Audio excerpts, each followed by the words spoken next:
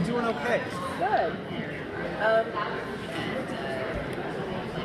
So this season has taken a bit of a darker turn. I would say it's been darker than the first two seasons, even though season 2 did get pretty dark towards the end.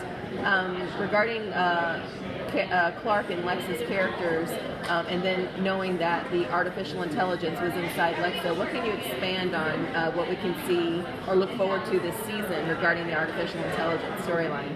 I think what we've where we are right now is we know there are two AIs. We know that Allie has been looking for the other AI for 100 years, really, since her creator left her to go up and work on the second AI on the space station.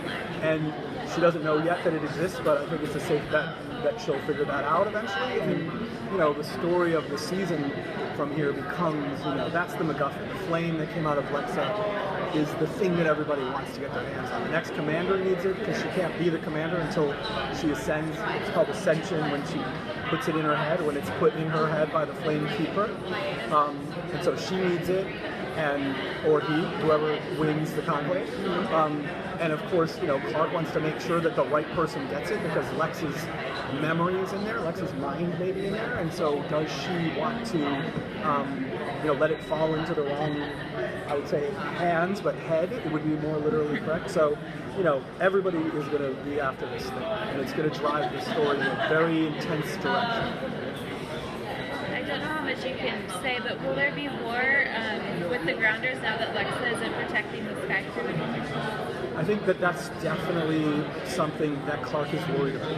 Whoever the next commander is either going to follow Lex's legacy or not, and she's going to do her best to make sure that the person who comes next will.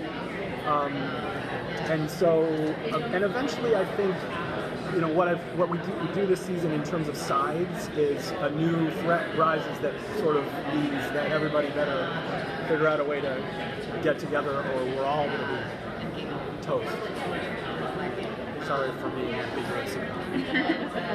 Why do you think these characters resonate so much with the audience? Like, what is it that makes them special? The actors are incredible. I mean, I feel like, this show has connected with the audience in a really emotional, powerful way more than I ever realized, obviously, way more than I realized in the last 3 weeks, for sure.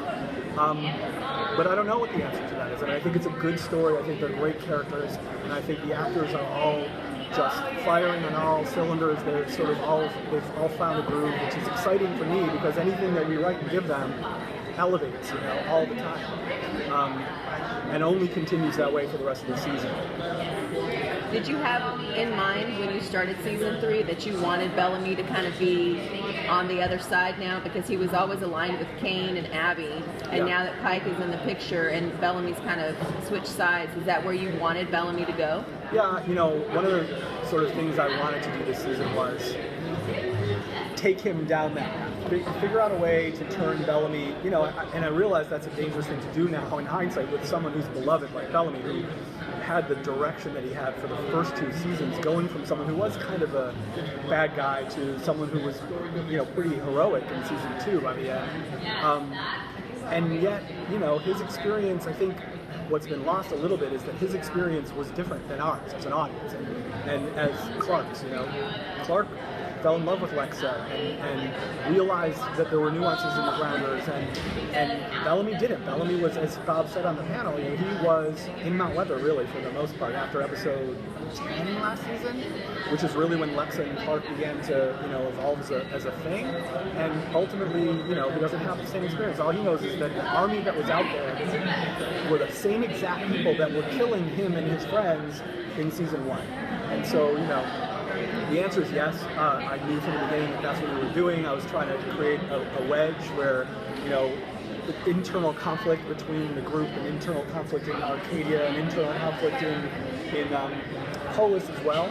And then again, it's about that external conflict coming and hopefully everybody figuring out that we better get back together, otherwise we're all going to die.